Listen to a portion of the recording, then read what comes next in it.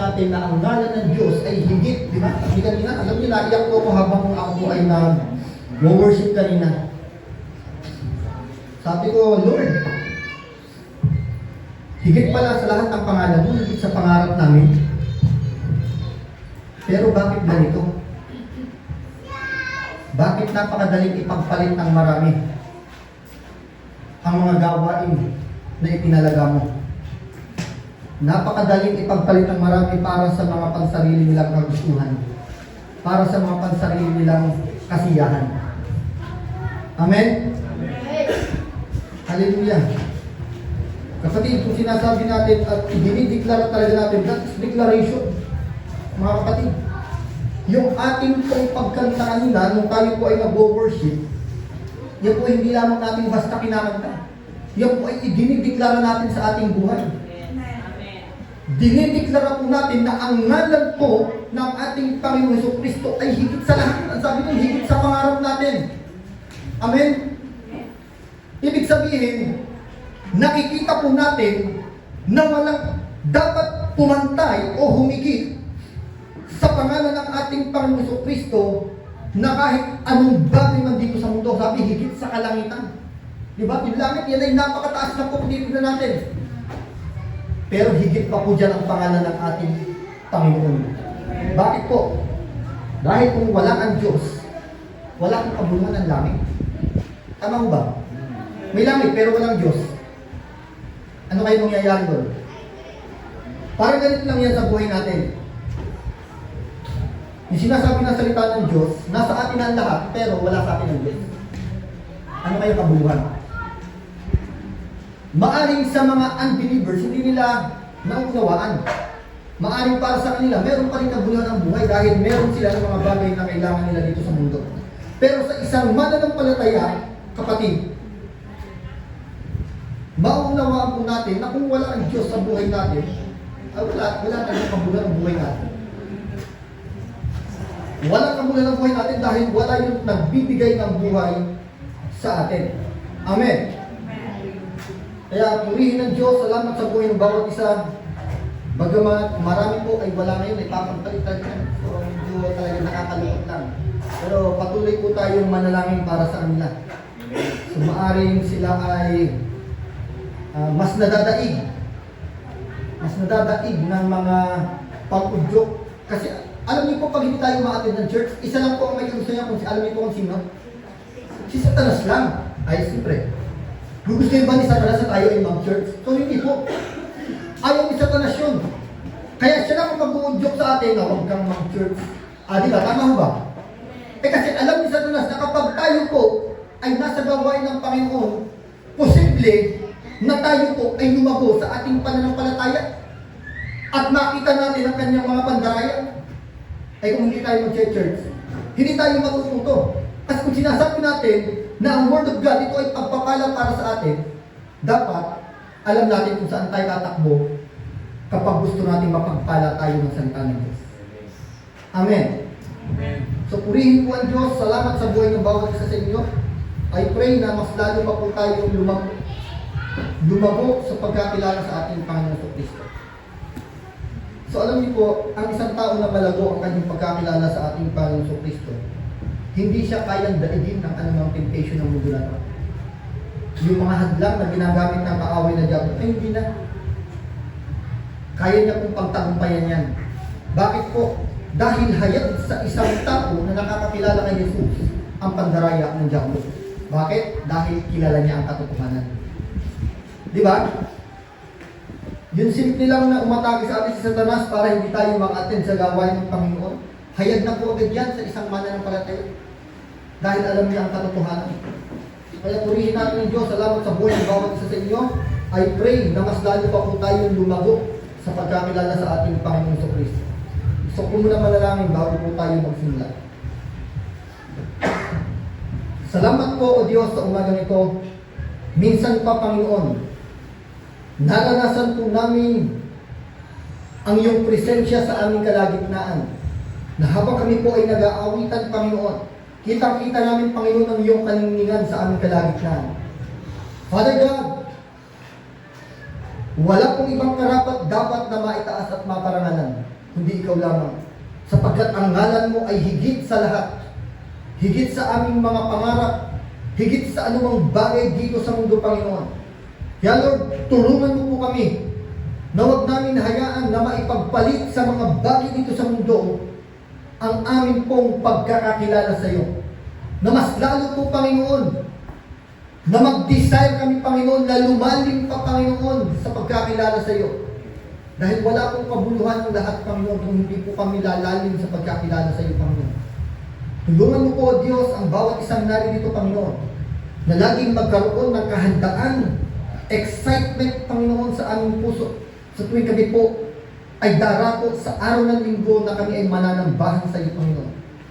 Dahil magiging useless po ang aming pananambahan, Panginoon, kung hindi po ito bumubukal sa aming mga puso. Kaya tulungan mo po, Lord, pagpalain mo po ang bawat isang narito, maging ang mga kapatid namin na hindi po nakarating sa lugar nito ngayon, Panginoon. Pagpalain mo po sila, Panginoon, saan man sila naroon, Panginoon. And I pray, Panginoon, na lagi po nilang maunawaan na ang araw na ito ay mahalaga para sa iyo, Panginoon. At mahalaga rin ito para sa amin bilang mga mananampalataya. Kaya Lord, tulungan mo po kami, tulungan mo po sila, Panginoon. Ipaunawa mo sa kanila, Panginoon, ang kahalagahan ng pagtitipon na ito. Salamat po, Diyos. Tinataas ko po sa iyo ang mensahe sa umagang ito, Panginoon. Samahan mo po ako, Panginoon. Dahil kung walang pagsama, empowerment ng iyong banal na Espiritu, Panginoon, wala pong kabuluhan ng aking pangalan. Kaya Lord, pinagkakatiwala ko po sa iyong lahat. Sa pangalan ni Jesus. Amen. At Amen.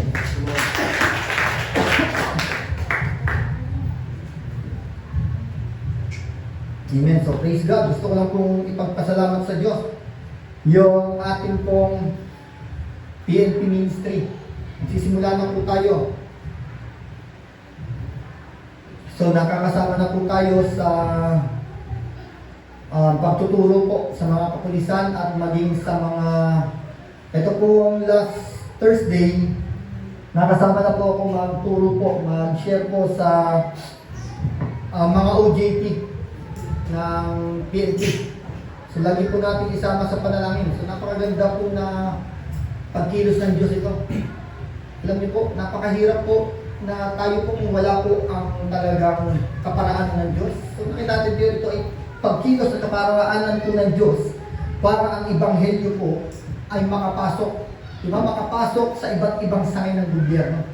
Alam niyo po kung tayo lang, magpipresenta po tayo sa kanila, ay hindi po tayo basta-basta tatanggapin.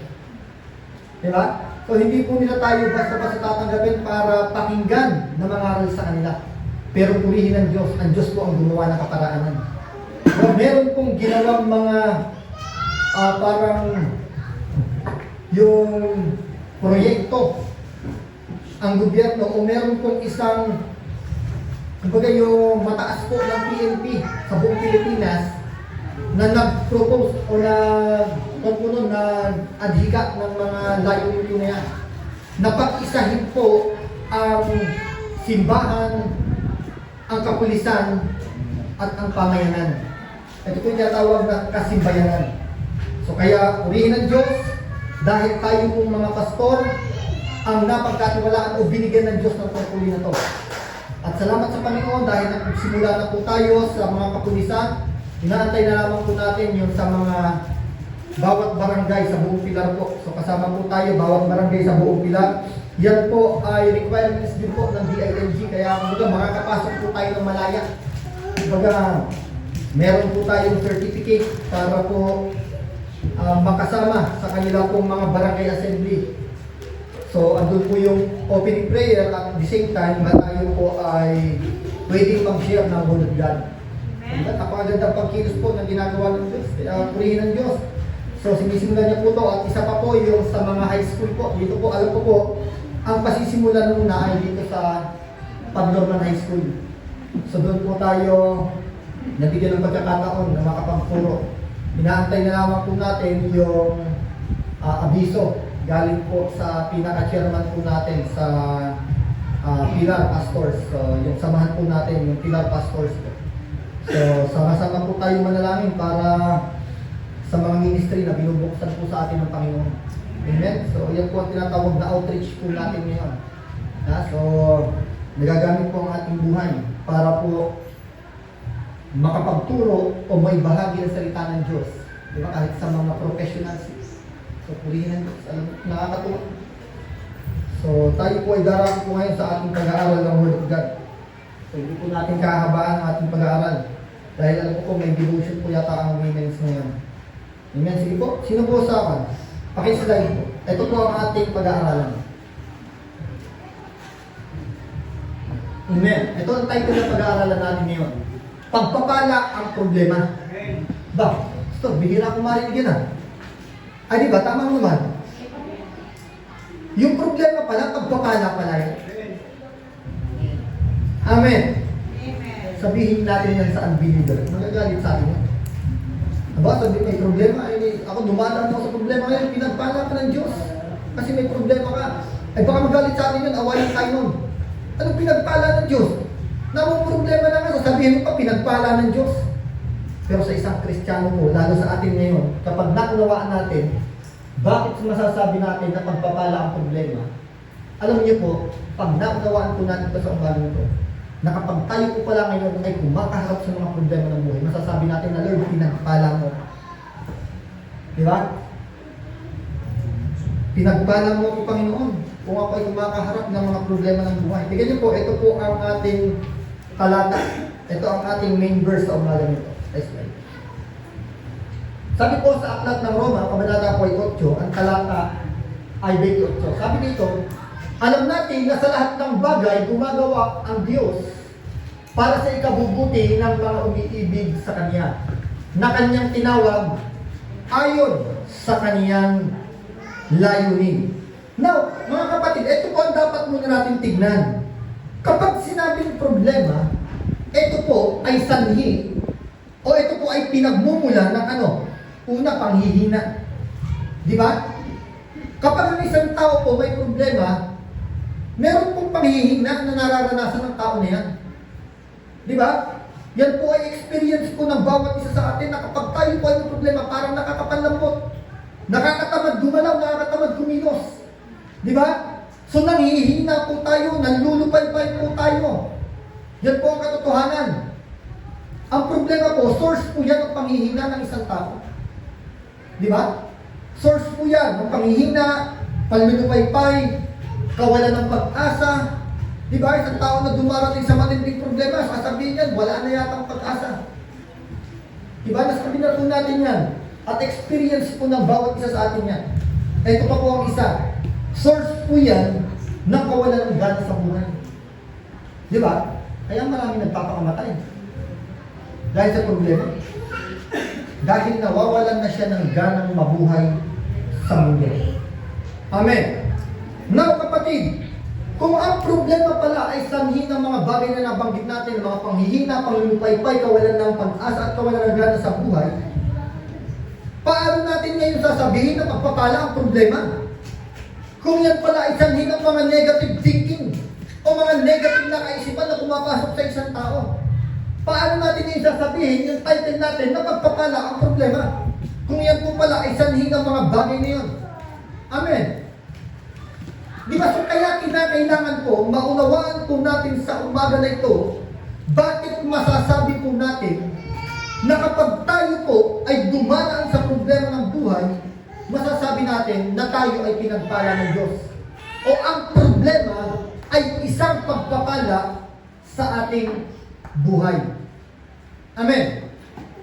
Kasi kapag usapang pagpapala, alam niyo po mga kapatid, ang unbelievers nakatingin lang yan sa mga pagpapalang material ng mundo na ito. Yan po ang pagpapala para sa mga unbelievers. Pero sa mga mananampalataya, kapag sinabing pagpapala, ang lalim po ng salitang pagpapala sa isang mananampalataya, ito po ay yung alam niya na ang kanyang buhay ay may katiyakan dahil alam niya na anuman ang mangyari sa kanya, ang kanya pong buhay ay hawak ng Diyos. Yan po ang tunay na pagpapala. Pagpapala na hindi kayang agawin ng kahit na sino. Amen? Dahil nasa kamay po ng Diyos ang pagpapala na meron ang isang mananampalataya. Amen. Now, ang tunay na pagpapala po para sa isang mananampalataya ay yung maunawaan po natin na tayo ay may kaligtasan. Tama ho ba? Maraming tao walang kasiguraduhan kung sila ay ligtas. Diba? Maraming tao hindi alam kung saan patutungo ang kanilang buhay kapag sila po ay namatay sa physical na katawan. Diba? Experience ko lang yun. Natatanong ko kami din yan. Meron natanong yan sa Pastor Perry na kami po ay nag-aaral doon sa Sitio Tawak. Sabi niya, basta alam niya siya ay Good Samaritan. Diba? Meron mga ganun eh. Basta alam ko Good Samaritan ako. Pero nung tinanong ko siya ni Pastor Perry na kapag kayo ba ay dumating sa kamatayang physical, masasabi niyo ba na ligtas kayo? O alam niyo ba kung saan kayo mapupunta? Sabi lang niya, hindi natin alam. Walang nakakaalam kung sino. Di ba? So yan po ang hindi alam ng mga hindi mananampalataya. Hindi niya kayang tiyakin ang kanyang patutunguhan kapag dinanas niya ang kamatayang physical. Pero sa ating mga mananampalataya, kaya po nating ipagsigawan, kaya po nating sabihin sa kahit sino na kapag dinanas po natin ang kamatayang physical po natin, kaya po natin sabihin na tayo po ay may kaligtasan. Amen. Amen. Hindi para tayo ay magyabang, hindi para ipakita natin o itaas natin ang tinapos ni Jesucristo sa krus ng Kalbaryo. Diba? Kasi ang kaligtasan po natin ay hindi nakabase sa ating mga ginagawa, kundi nakabase sa kung ano ang ginawa ni Jesucristo sa krus ng Kalbaryo, sa kanyang tagumpay. Amen. Now, iyan po ang isang pinakapagpapala na meron ang isang mananampalataya. Ang pagpapala na alam niya na siya ay may buhay na walang hanggan, kung kaya payapa, panatag ang kanyang isipan, na anuman ang pinagdaraanan niya sa mundong ito, kahirapan man, pagtitiis man, o maraming pagdurusa, basta't alam niya na ang kanyang buhay ay may katiyakan dahil ito ay hawak ng Diyos at hawak ng ating Panginoon Jesucristo. Nasa kamay po ng Diyos ang ating kaligtasan.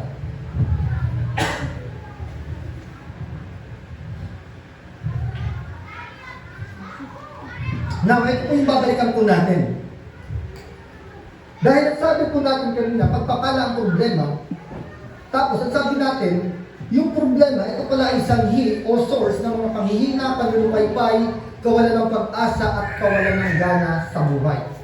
Now, kapatid, kung iyan pala ang nagiging dulot ng problema sa buhay ng isang tao, paano natin ngayon masasabi na pagpapala nga ang problema? Now, ang tanong, do you believe that God is good all the time? Amen. Amen.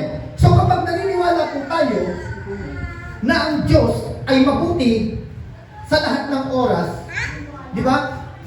So kapag sinabi po kasi na ang Diyos ay mabuti sa lahat ng oras, diyan po tayo talagang maniniwala na pagpapala na ang problema. Kasi when we say God is good all the time, meaning He is always working in our lives in any situation. Tama ho ba? Dahil God is good all the time. Yung word na all the time kasi, hindi sinabing God is good kapag tayo ay nananagana sa buhay. Hindi sinabing ganun. Hindi sinabing God is good kapag tayo ay hindi nagkakaroon ng mga matitinding problema. Ang sabi, God is good all the time. Now, Pastor, yan God is good all the time. Biblical po ba yan? Yes, biblical. Ito ang pinaka-katunayan na biblical ang God is good all the time. Ang sabi dito, alam natin na sa lahat ng bagay, gumagawa ang Diyos para sa ikabubuti. Sa lahat ng bagay. Di ba? All things, sabi doon, sa lahat daw ng bagay ay gumagawa ang Diyos para sa ikabubuti. Ibig sabihin, God is good. God is really good all the time. Tunay nga na mabuti ang Diyos sa lahat ng oras. Now, kapatid, ang dapat po natin maunawaan sa verse na to, ito po ay reminder sa mga anak ng Diyos lamang. Tama ba? Para yan sa mga anak ng Diyos lamang. Hindi pwedeng i-claim yan ng mga hindi mananampalataya. Di ba? Kasi ang sabi dyan, gumagawa ang Diyos para sa ikabubuti ng mga, para aning daw? Ng mga umiibig Sa Kanya, ang mananampalataya ba tunay na umiibig sa Diyos? Yes. Ang mga hindi mananampalataya, maaaring nasasabi nila na mahal nila ang Diyos. Pero alam niyo po kapatid, ang tunay na umiibig sa Diyos, ito yung sinasabi natin kanina, handang bitawan ang pangarap niya para sa pangalan ng Panginoon. Di ba? Kaya napakagandang declaration po habang tayo po ay makawit niya, talagang napayan ako kay Lord. Sabi ko, Lord, salamat dahil pinangunawa mo sa amin. Nahigit ang pangalan mo sa lahat ng bagay dito sa mundo na ito. Higit sa mga pangarap namin, Panginoon. Di ba? So kaya kung God is good all the time, mga kapatid, yan po yung verse na talagang magpapakita na ang Diyos ay mabuti sa lahat ng oras. Kaya lang, para sa mga tao na umiibig sa Kanya. Ibig sabihin, hindi ba siya mabuti sa mga unbelievers? No, mabuti pa rin po ang Diyos. Di ba? Mabuti pa rin po ang Diyos. Kasi kung ang Diyos po hindi mabuti sa unbelievers, ay ngayon palang dumating na ang Panginoong Jesus. Para yung mga hindi mananampalataya, mapahamak na. Pero napakabuti ng Diyos. Ang sabi sa Peter, hanggang ngayon po, hanggang sa huli po ay nagbibigay pa rin po ang Diyos ng pagkakataon dahil ano po ang ayaw ng Diyos? Ang ayaw po ng Diyos ang may mapahamak. Ayaw ng Diyos na kahit isang tao mapahamak. Kaya nagbibigay po lagi ang Diyos ng pagkakataon. Kaya lang, ito yung sinasabi, meron akong nakausap hindi daw naniniwala sa Diyos. Ayaw na daw maniwala sa Diyos. Siguro dahil maraming pinagdadaan ng problema. Kaya ayaw na daw maniwala sa Diyos. Di ba meron yung naglulupit, yung alam mo yan, yung barbero. Pastor Perry naglulupit. Di ba? Tapos lumapit yung barbero naniniwala sa Diyos. Buti si Pastor Perry naniniwala sa Diyos. Barbero pero naniniwala sa Diyos. Di ba? So meron hindi naniniwala sa Diyos na barbero eh. Di ba? Sabi niya dun sa ginugupitan niya, totoo ba may Diyos? Bakit ang dami pa rin tao? Ang dami problema sa buhay, ang dami. Kaya sabi ng bata, kayo ba naniniwala kayo na totoong may barbero? Di ba alam niya? Naniniwala ko ba kayo na totoong may barbero? Ay syempre naman, ay siya ako barbero, ginugupitan niya kita eh. Ay kung kayo naniniwala na totoong may barbero, bakit ang dami pa rin mga lumalakad dyan, ang dalang ng buhok, mga haba ng buhok? Ang sabi ng barbero, kasi hindi sila lumalapit eh, parang pagpupit, ganun din ang Diyos. Kaya ang daming tao ngayon, ang daming problema sa buhay kasi ayaw nilang lumapit sa Diyos. Tapos ayaw nilang maniwala na may Diyos. Diba? So alam niyo po, ang problema, hindi po yan pinahintulutan ng Diyos upang tayo po ay pahirapan. Kaya nga sabi natin, pagpapala ang problema eh. Now, kapatid, ito po ang dapat nating makita. Tung Romans chapter 8 verse 28, this verse is only for those who love and submitted to God. Amen? Para lamang to sa mga tao na nagsasabi o nagpapakita na sila ay tunay na nagmamahal sa Diyos at sila ay nagpapasakop sa Diyos. Amen? Bakit? Dahil sa kanilang pananampalataya kay Yesu Cristo. At itong verse din po na ito mga kapatid, tignan nyo. Ito po ay pagpapakita rin po na ang Diyos hindi nagpapabaya. Tama ba? Amen. Kasi sa lahat ng bagay, in good times, in bad times, gumagawa ang Diyos ng mabuti. Ibig sabihin, ang Diyos hindi talaga siya nagpapabaya.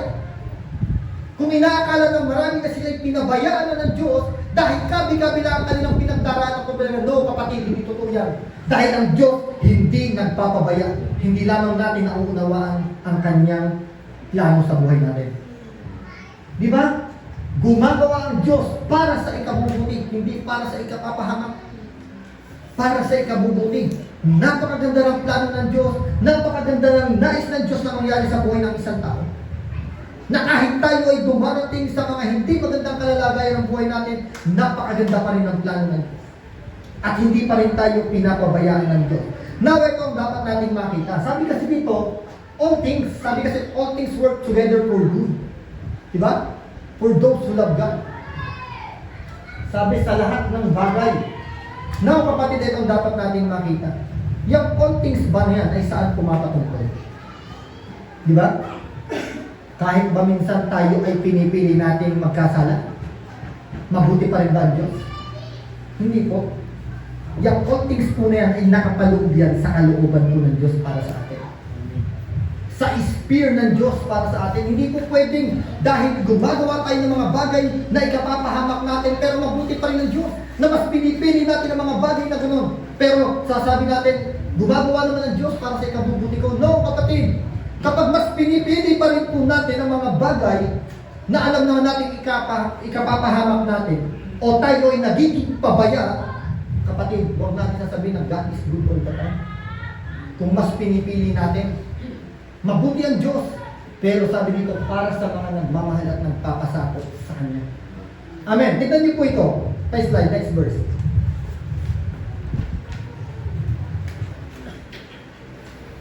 Tignan niyo po ang sabi. Ang pagsunod sa hilig ng laman ay naghahatid sa kamatayan. Pagsunod. Choice.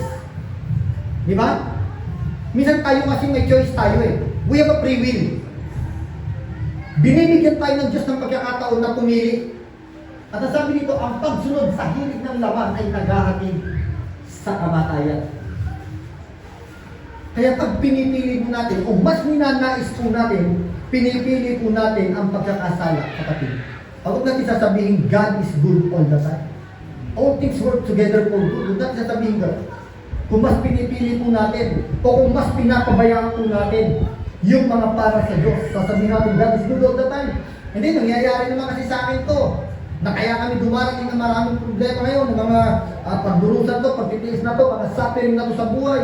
Alam ko naman, God is good all the time. Pero kapatid, tingnan din natin, baka naman kaya nangyayari yan dahil sobrang pabaya tayo.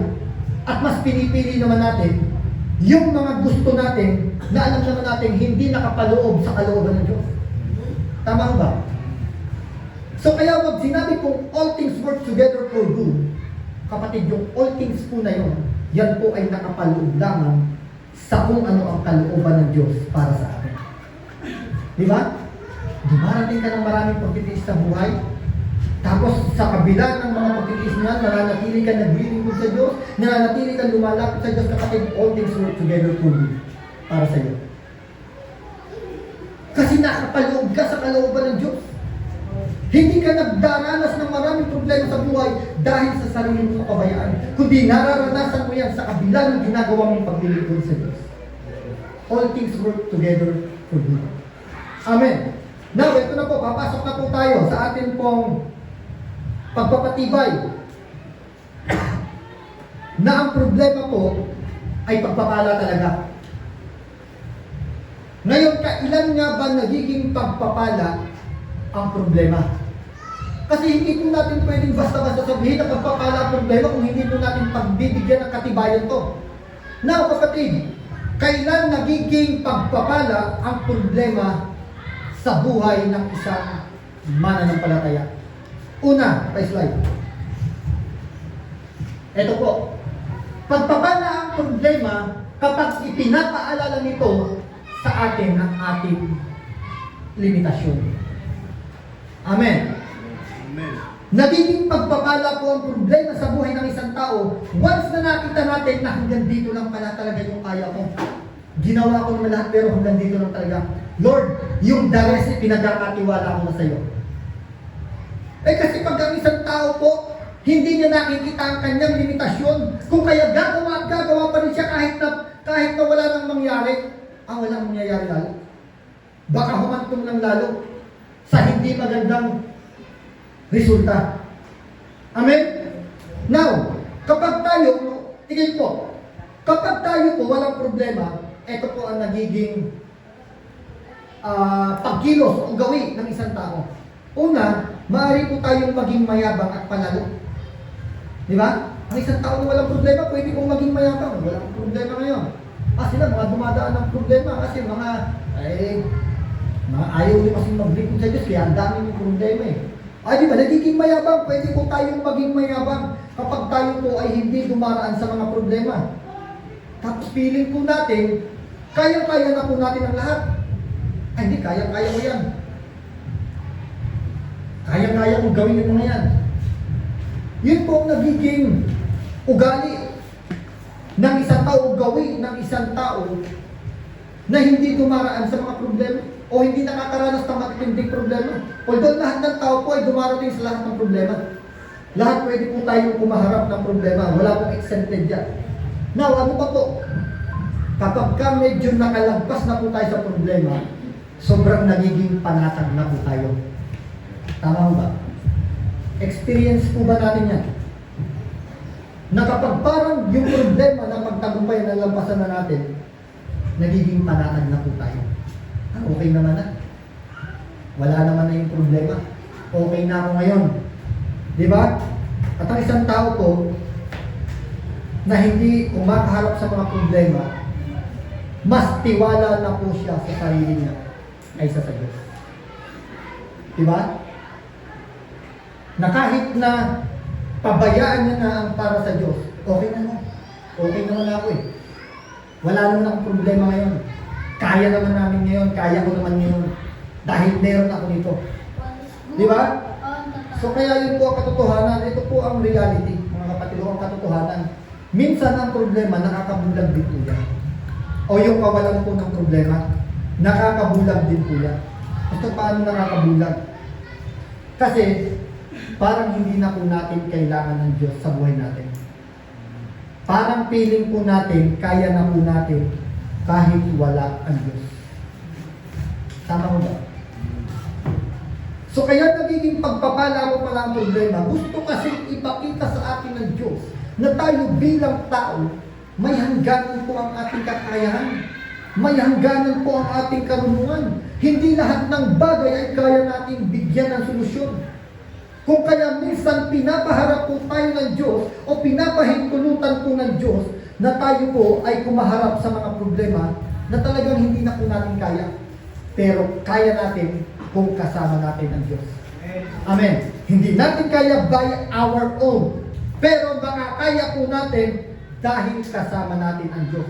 Diyan ngayon papasok yung sinasabing, I can do all things through Christ. Hindi kasi pwedeng sabihin, I can do all things lang eh. I can do all things because I am better. Hindi pwedeng sabihin gano'n. I can do all things dahil magaling ako. I can do all things dahil marunong ako. Hindi pwedeng gano'n. I can do all things through Christ. Sa pamamagitan lamang ni Kristo, kung kaya't nakakayanan po natin o nagagawa natin ang mga bagay na hindi natin kaya. At ang pagharap sa isang matinding problema ng buhay ay magagawa lamang natin dahil kay Kristo. Hindi dahil magaling tayo. Hindi dahil kinaya natin, hindi dahil marunong tayo, kundi dahil kay Kristo. Yan po ang katotohanan. Kung kaya't pinapahintulutan po ng Diyos na tayo makaranas ng mga problema ng buhay, hindi upang tayo po ay pahirapan, kundi upang ituro po sa atin na tayo bilang tao, we are limited. May limitasyon po ang ating mga kakayahan. Di ba? So yun po ang gusto ng Diyos. Kaya minsan hinahayaan talaga ng Diyos. Now kapatid, tignan po natin to. Ang gusto po ng Diyos, tayo, makita po natin ang ating limitasyon. Para ano po? Para tayo po ay matutong magpakumbaba sa Diyos at aminin po natin na kailangan natin ang Diyos. Yan po yung number 2 points natin. Next slide. Pagpapala ang problema kapag tinuturuan tayong magpakumbaba sa Diyos. Diba? Kasi pag wala tayong problema, feeling natin, yes, okay na lahat. Ito yung sinasabi natin kanina, nagiging mayabang, nagiging palalo na tayo na kahit ang Diyos, feeling natin, hindi na natin kailangan. Pero nagiging pagpapala po ang problema kapag tinuturuan po tayo nito. Una sa ating limitasyon, di ba? At dahil nakita natin ang ating limitasyon, natututo po tayong lumapit at magpakumbaba sa Diyos. Aminin natin na, Lord, hanggang dito na lang ang kaya ko. Wala na akong kayang gawin, Panginoon, dahil hanggang dito lang ang kakayahan ko. Kaya ipinagkakatiwala ko na sa iyo yung iba pa. Di ba? Kaya tayo, ginagawa naman natin ang best natin. Pero hayaan natin na si Lord. Di ba? Let us do our best and the Lord will do the rest. Di ba? Kaya minsan, sabi ko, isang estudyante, di ba? May estudyante, talagang may exam. Ay, di mo na ako atin sa gawain ng Panginoon, maraming exam eh. Review mo na ako. Kailangan ko kasi mag-review eh. Ay baka nagtitiwala ka na sa galing mo. Hindi ka nagtitiwala sa karunungan na kayang ibigay sa iyo ng Diyos. Amen? Na kapatid, lagi pong tayong matutong magpakumbaba sa Diyos. Hindi naman po buong araw ang gawain ng Panginoon. Ang gawain ng Panginoon hanggang 2-3 oras, pinakasalag na nga 3 oras, di naman tayo makamit eh, di ba? O kung umabot man, hindi naman kawalan siguro sa atin yun. Hindi naman buong araw nasa church tayo. Mas una na yung magbigay ng oras para sa Diyos kaysa sa sarili natin. Dahil pag nagbigay tayo ng oras para sa Diyos, kapatid, pag umamin tayo sa Diyos na wala tayong kakayahan, hindi sapat ang kakayahan natin, kaya nagpapakababa tayo sa Kanya, si Lord ang bahala din. Di ba? Humble ourselves to God is a declaration that we are totally dependent on Him. Tama ba? Kapag tayo po ay nagpapakumbaba sa Diyos, sinasabi po natin, o dinideklara natin na Panginoon, hindi ko kaya pag wala ka. Amen? Yan po ang isang tao na nagpapakababa sa Diyos. Lagi niyang inaamin na Panginoon, hindi ko kaya kapag wala ka sa buhay ko. Hindi ko kayang gawin ang isang bagay, Panginoon, kapag hiwalay ka sa gagawin ko na to. Amen. So kaya pag may problema tayo ngayon, lagi tayo magsabi na, Panginoon, hindi ko kayang solusyonan ang problema na to kapag hiwalay ka. Hindi ko kayang malampasan ang problema na to kung wala ka, Panginoon. Kaya nagiging pagpapala ang problema kapag tinuturuan tayo nito na magpakumbaba sa Diyos. Amen. Now, kapag sinabi po kasing pagpapakumbaba, alam niyo po, ito po ang dapat na pinaka main response po natin kapag dumaraan po tayo sa problema. Di ba? Kapag may problema po, ang main response po dapat agad natin, humble ourselves to God. Lumapit agad tayo, magpakumbaba agad tayo sa Diyos at aminin agad natin na, Lord, hindi ko talaga kaya to. Hindi sapat ang kakayahan ko, Panginoon. Kaya lumalapit po ako sa iyo. Di ba sa first point kasi natin sinabi tayo po ay limited. May limitasyon po ang ating kakayahan. That's why we need to depend ourselves to the unlimited God who can resolve our problem. Amen. So kaya kailangan po natin humble ourselves to God. Tingnan niyo po, sabi dito.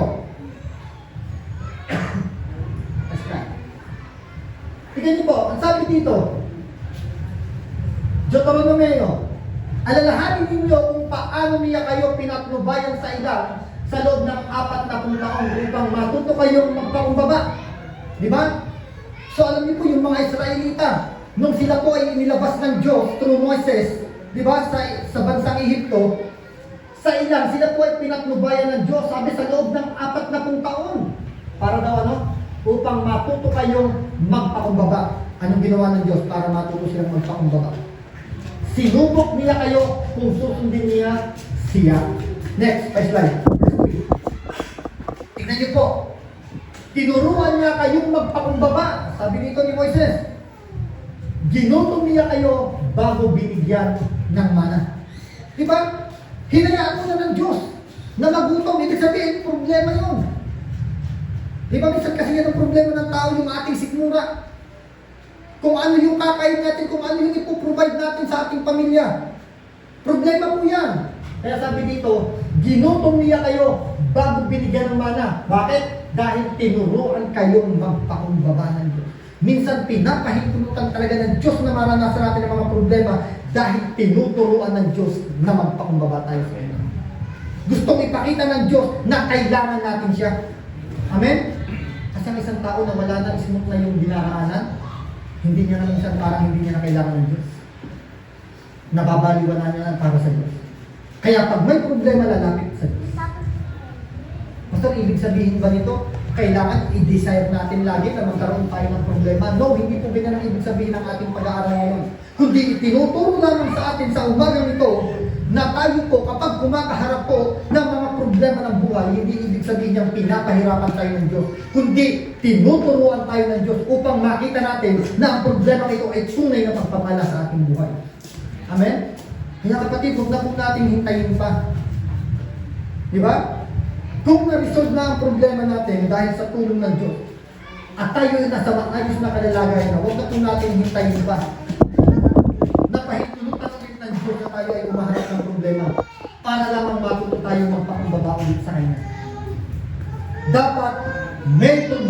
o wala, lagi tayong nagpapakumbaba sa Diyos. Dahil sabi ng Bible, mapalad ang mga nagpapakumbaba dahil sila ay tinataas ng Diyos. Di ba? So mapalad po ang mga nagpapakumbaba dahil sila po ay itinataas ng Diyos. Kaya kung gusto natin na tayo ay taas ng Diyos, lagi tayong magpakumbaba sa Diyos. Lagi natin aminin sa Diyos na kailangan natin siya sa ating buhay. Now, pangatlo, bakit naging pagpapala ang problema?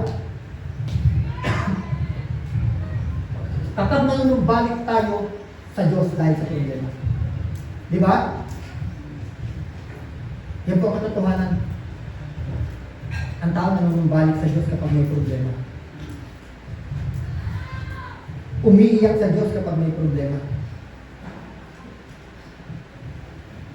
Pero pag wala ng problema, goodbye Lord muna. Hintay ko na lang ulit magka-problema. I pray na wag po dumami sa atin yan. Amen? Hallelujah. Pagpapala ang problema. Dahil kapag ang problema o dahil sa problema, tayo ay nanunumbalik sa Diyos. Kasi alam niyo po, ang mga bagay dito sa mundo o kasaganaan ng buhay, pwede tayong ilayo sa Diyos. Tama ho ba? Pwede po tayong ilayo yan sa Diyos. Yung feeling natin, kayang-kaya na natin. Pwede na kasi hindi natin kailangan si Lord. Lord, okay naman na muna ako ngayon. Next time na lang ulit. Hallelujah. Wag nawa dumating sa buhay ng bawat isa sa atin. So ang isang tao, tingnan niyo po, ito pa. Kailan mas humahaba ang prayer ng isang tao? Kapag may problema, hindi pa nga umiyak eh. Kung ang dami-dami yung problema ngayon, tutuyak. Pero pag wala ng problema, thank you Lord. Okay na po ako. Hallelujah. Hindi masama na mag-thank you tayo kay Lord. Pero ang isang tao na dumarating sa problema, talagang dumalapit siya, nagpe-pray talaga siya kay Lord, umiiyak talaga siya kay Lord, halos mayat-maya nagpe-pray kay Lord. Pero kapag binigyan na ni Lord ng kasagutan ng kanyang problema, nakakalimutan na manalangin. Yan po ang katotohanan. Kung kaya minsan, pag nakita ni Lord, sa kita, medyo napapalayo na naman sa akin itong anak ko na ito, antayin mo, pagpapalain kita ng problema para matuto ka ulit manumbalik sa akin. Hallelujah! Di ba? Hintayin pa ba natin yung gano'n? Na ang maging pagpapala sa atin ng Diyos para manumbalik tayo sa Kanya ay pahintulutan niya ulit na tayo ay dumanas ng mga problema? Di ba? Instead na ang pagpapala natin, tayo ay sumasagana sa buhay at ang nagiging pagpapala natin, nagiging pagpapala tayo sa marami at nagagamit ang ating buhay sa layunin ng Diyos. Di ba yun ang napakagandang pagpapala? Na dahil pinananagana tayo ng Diyos, na dahil pinalagpas tayo ng Diyos o pinagtagumpay tayo ng Diyos sa problema, ngayon yung buhay natin ay tuloy-tuloy na nakakapaglingkod sa Kanya. Ay hindi. Maraming tao ngayon hihintay ulit na magkaroon siya ng matinding problema bago ulit manbalik sa Diyos. Amen. So alam niyo po mga kapatid, ito yung napakagandang example niyan eh. Yung prodigal son. Tingnan nyo, yung prodigal son, nasaan siya nung panahon sagana siya? Nasaan siya? Nandun ba siya sa presensya ng kanyang ama? Wala, nagliliwala yung gumagawa ng kung ano yung mga alam niyo makakapagpasaya sa kanya, ginagawa niya lahat. Yun ang makakapagpasaya sa kanya, di ba? Gala, inom, di ba nagbisyo siya, babae, inubos niya yung kanyang kasaganahan doon, yung kanyang kayamanan doon. Now, kailan siya bumalik sa kanya? Nung naubos lahat at siya ay kumakaharap na sa matinding problema. Wala na siyang pera, kinakain niya na pati yung mga pagkain ng baboy, yung mga balat ng prutas, sabi kinakain niya na yun eh. Problema yun, di ba? Yung wala ka nang makain, tapos nagkaroon siya ng realization. Anong sabi niya doon? Sa bahay ng aking ama, kahit yung mga alila, kumakain ng maayos na pagkain, tapos ako dito nagugutom. So alam niyo po, pagka nagkaroon tayo ng realization, ito yung sinasabi natin kanina, nagkaroon tayo ng realization na ang mana ng Diyos ay higit sa ating pangarap, higit sa lahat. Dapat hindi lang realization niya. Kasi kung yung prodigal son, na-realize niya na kailangan niya ang kanyang ama, pero hindi siya humakbang palapit sa kanyang ama, useless ang realization na yun. Tama ho ba? So kaya tayo mga kapatid, once na tayo po ay binigyan ng Diyos ng realization na tayo ay lumapit sa Kanya, manumbalik sa Kanya, huwag po tayo magkatubili. Dahil kung hindi natin nakakabangan yan, useless yung realization na yan. Now, tignan nyo yung prodigal son, di ba? Ganun ang naranasan niya eh. Alam niyo po, napakaganda ng napag-aralan namin dito sa prodigal son. Napakaganda po ng napag-aralan po namin dun sa mentoring po namin. Siguro sa mga ilang pag-aaral po natin, I pray, pag nilog po ni Lord, ay maibigay po natin sa inyo. So, gusto ko lang po ibigay ngayon kung ano po yung nangyari doon sa prodigal son. Na nung panahon na siya po ay nananagana sa buhay, siya po ay malayo sa presensya ng kanyang ama sapagkat piling niya kaya-kaya niya lahat. Pero nung panahon na siya po ay dumating sa matinding problema ng kanyang buhay, doon po siya nagpasyang bumalik sa kanyang ama. Naging pagpapala dito sa prodigal son ang kanyang hindi magandang kalalagayan upang siya ay makabalik sa kanyang ama at maranasan muli ang provision ng kanyang ama. Tama ho ba? Hallelujah. Huwag na po natin hintayin na mahirapan pa ulit tayo bago tayo magpasya na manumbalik sa Diyos. Dapat mas lagi po natin isipin na tayo ay lumapit sa Diyos. Huwag po natin piliin na lumayo sa Diyos. Ang laging piliin po natin, tayo po ay lumapit sa Diyos in good times, in bad times. Amen? Dahil nasa Diyos po ang lahat ng kasagutan sa lahat ng ating kailangan. Amen. Panghuli po. Next. Pagpapala ang problema kapag naaalala po natin ang pangako ng Diyos. Ay ba kapag may problema, dapat natin lagi maalala yung pangako ng Diyos. Ang dami kong problema ngayon. Pero ang sabi ng Diyos, God is good all the time. Nasa lahat ng bagay, gumagawa ang Diyos ng mabuti. Di ba? So nagiging pagpapala dahil pinapalakas po tayo nito once na naalala po natin ang pangako ng Diyos. At ang pangako po na ito ng Diyos ay pangako hindi ng tao. Pangako ng Diyos.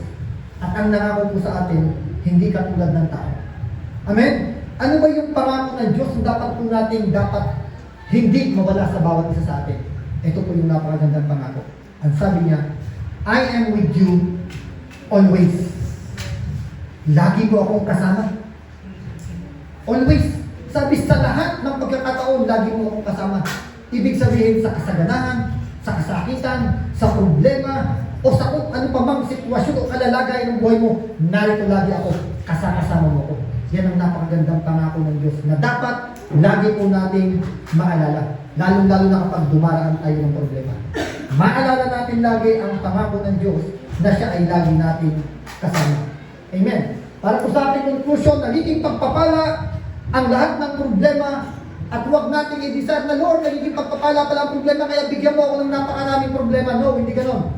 Kundi tinuturo po sa atin sa umagang ito na kapag tayo ay kumakaharap sa isang problema ng buhay, hindi nangangahulugan na tayo ay pinapahirapan ng Diyos, kundi nangangahulugan po yan na tayo ay tunay na pinagpala. Sapagkat muli, ipinapaalala sa atin ng Diyos ang ating mga limitasyon at tinuturuan niya tayo na magpakumbaba sa Kanya. Ang pangatlo, tinuturuan po tayo ng Diyos na manumbalik sa Kanya at ipinapaalala sa atin ng Diyos ang Kanyang mga pangako. Na siya ay mabuti sa lahat ng bagay at siya ay lagi nating kasama. Amen. Pinagpala mo po, Diyos, ang iyong mensahe sa umagang ito. Tunay nga, Panginoon, na kapag kami ay kumakaharap ng mga problema ng buhay, Panginoon, makita namin ito bilang isang napakalaking pagpapala. Dahil ito muli ang pagkakataon, Panginoon, upang makita namin ang aming mga limitasyon. Ito muli ang pagkakataon, O Diyos, upang patuloy po kami magpakumbaba sa iyo. Ito muli ang pagkakataon, Panginoon, upang kami ay patuloy na manumbalik sa iyo. At ito ang pagkakataon, Panginoon, upang lagi namin makita ang iyong mga pangako. Lord, salamat, Panginoon. Alam po namin, Lord, na hindi mo na pahihintulutan pa. Nadanasin pa namin ang mga problema ng buhay upang makita namin ang lahat ng ito. Because, Lord, sa anumang kalalagayan ng aming buhay, Panginoon, lagi kaming matuto na magpakumbaba sa iyo, Panginoon. Lagi namin makita sa aming buhay na kailangan ka namin, O Diyos. Father God, I pray, Panginoon, sa mga kapatid po namin na wala sa umaga ito. I pray, Panginoon, na huwag na po nila danasin ang matinding problema ka ng buhay bago sila matutong lumapit muli sa iyo, Panginoon. Na huwag na po, Panginoon, ang problema ang maging dahilan kung bakit sila manunumbalik sa iyo. Because, Lord, maunawaan po nila, Panginoon, na kailangan ka nila sa kanilang buhay. sa anumang kalalagayan ito, sa anumang sitwasyon na ito, Panginoon. Maunawaan lagi nila, Panginoon, na Ikaw ang higit nilang kailangan. Salamat po, Panginoon. Ngayon pa lang po, Lord, mag-usap ka na sa aming mga kapatid na hindi po namin nakasama sa umaga ito. Pagpalain mo po ang kanilang mga buhay, Panginoon. Sa pangalan ni Jesus. Amen. Amen.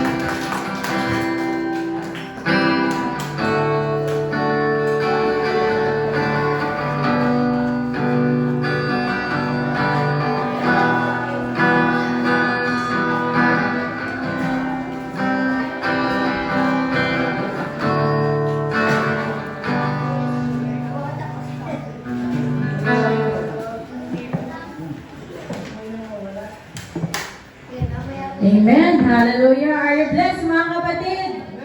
Amen. Palakpakan pa nga po natin ang Panginoon sa kanya pong napakagandang mensahe sa atin sa umaga na ito. At ngayon naman po ay ihanda po natin ang ating mga tithes and offerings para po sa Panginoon. Pero bago po yan, tawagin po natin ang mag-special number.